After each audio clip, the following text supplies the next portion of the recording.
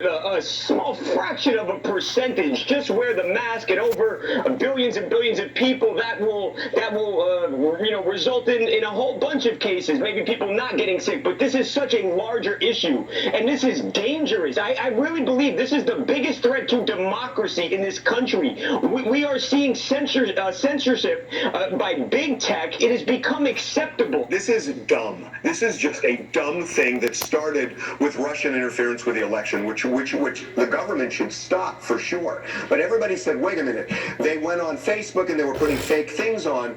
Well, deal with that, but don't start making Facebook the gatekeeper of truth. Because you know what? If you do that, and you start making these gatekeepers of truth on what we're allowed to look at, what we're not allowed to look at, what comes with a warning from Facebook, that's Big Brother stuff, folks. And you know what?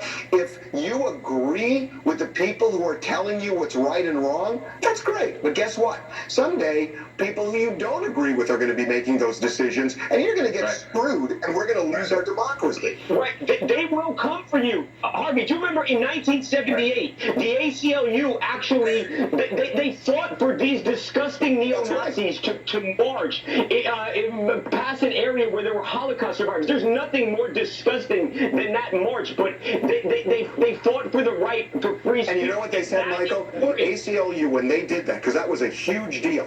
I think it was in Illinois. And what they said was that, and it's true, and you learn this in law school, that freedom of speech is easy when you agree with the other person.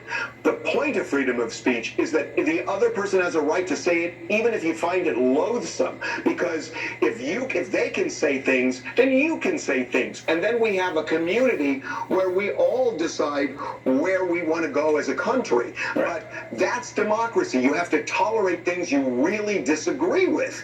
And if you don't, you are heading toward a dictatorship. Hi, I'm Ashley from Orlando, and I can say that these researchers had every right to publish their findings in a peer-reviewed or academic journal. However, by posting this information on social media during such a sensitive time, I believe it could have been seen as a little unresponsible coming from a professional. During this time, even if you did find a 0.3% difference from mask wearers and non-mask wearers, that's still 0.3% of human lives, and people are already not listening to the CDC and WHO.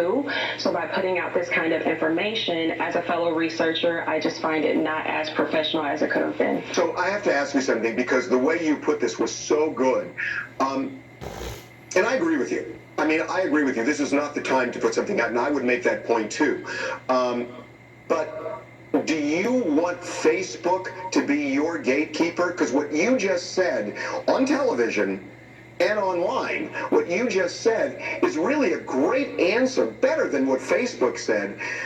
Do you want Facebook doing it, or should we be having these discussions where you can make your point, which is really compelling? Right, absolutely. And as a counselor, I get faced with this kind of thing all the time.